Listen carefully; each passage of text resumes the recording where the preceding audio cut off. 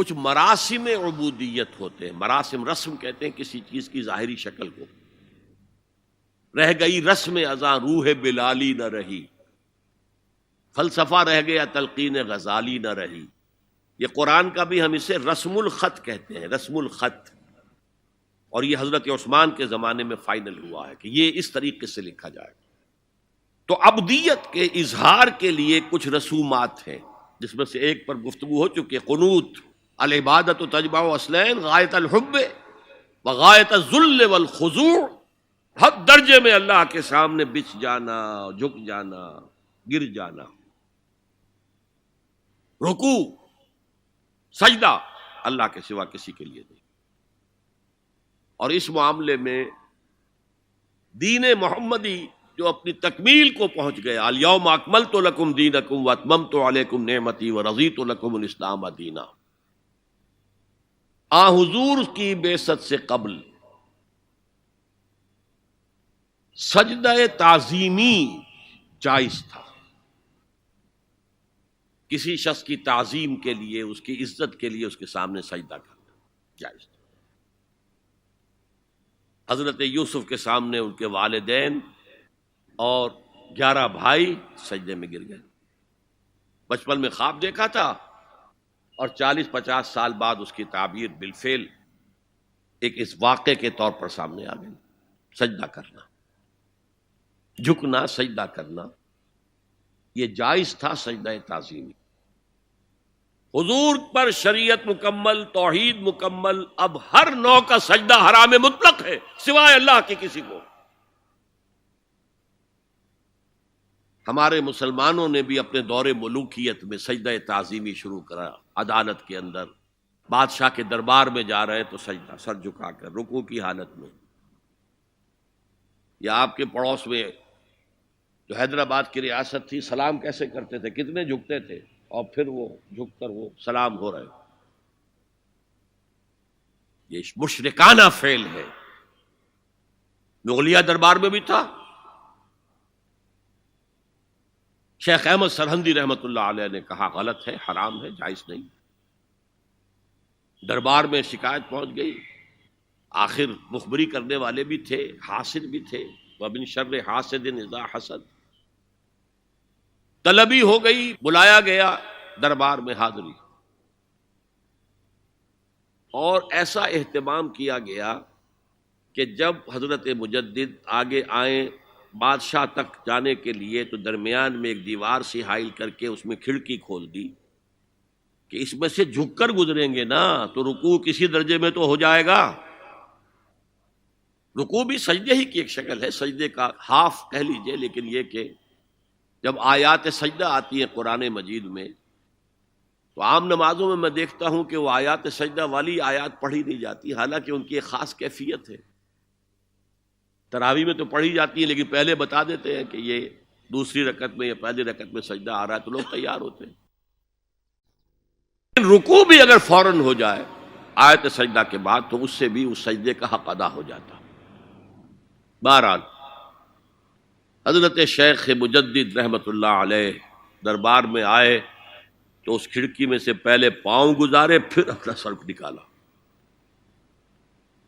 پھر جیل میں ڈال دیا گیا، کوئی پرواہ نہیں. حاضر ہوا میں شیخ مجدد کی لحد پر، وہ خاک کے ہے زیر فلک مطلع انوار. گردن نہ جھکی جس کی جہانگیر کے آگے، جس کے نفس گرم سے ہے گرمی احرار. وہ ہند میں سرمایہ ملت کا نگہباں، اللہ نے بر وقت کیا جس کو خبردار. دین الہی، دین محمدی کے خاتمے کا اعلان تھا. اب بڑے بڑے مولویوں نے یہ اکبر کو سبق پڑھایا تھا، بڑے مولوی، درباری مولوی، انہوں نے سبق پڑھایا تھا.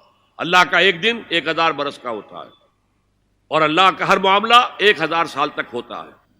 اب 1000 سال ہو گئے محمد کی رسالت کو، ان کی رسالت کا دور ختم صلی اللہ علیہ وسلم.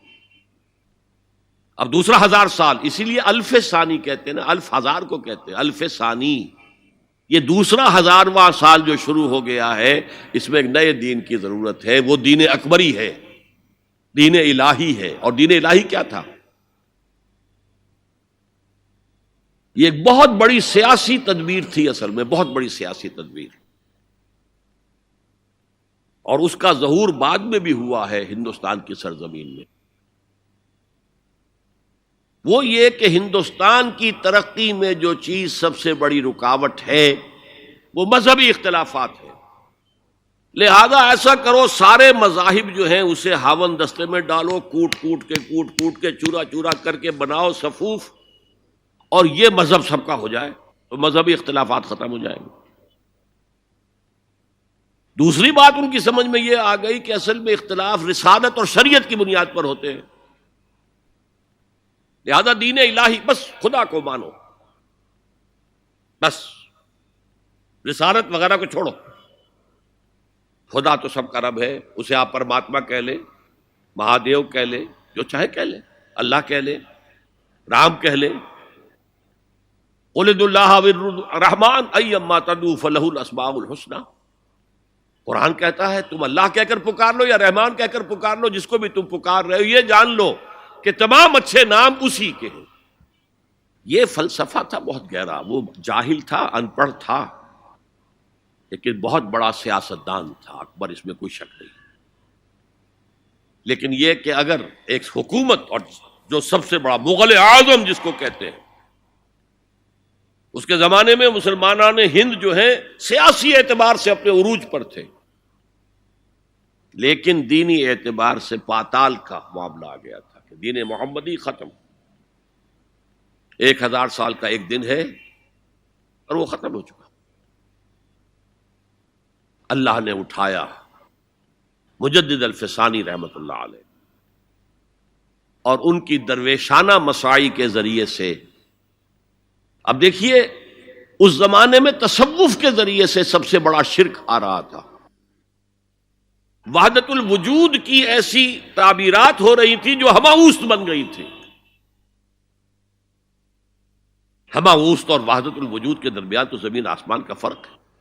ہماوست میں کائنات حقیقی ہے، خدا اس میں حل ہو چکا ہے، اس کے اندر ظاہر ہو گیا، اور وحدت الوجود میں وجود حقیقی صرف اللہ کا، اس کائنات کا وجود کوئی ہے ہی نہیں حقیقت میں،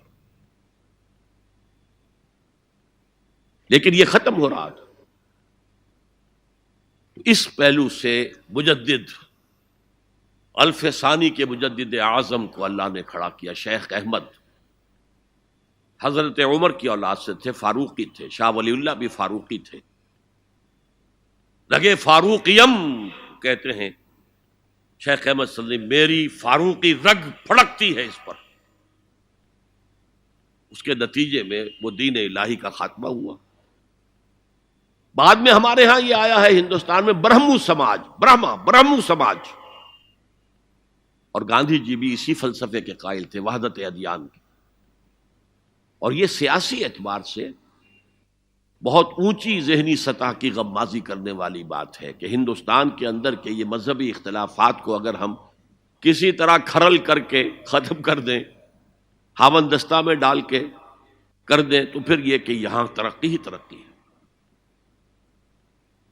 بہرحال سجدہ، گردن نہ جھکی جس کی جہانگیر کے آگے، جس کے نفس گرم سے ہے گرمی احرار، وہ ہند میں سرمایہ ملت کا نگہباں، اللہ نے بر وقت کیا جس کو خبردار۔ هي الحلقات تحفظني بآيات من القرآن، هي الحلقات تملأني بحب المصطفى العدنان، هي الحلقات تحفظني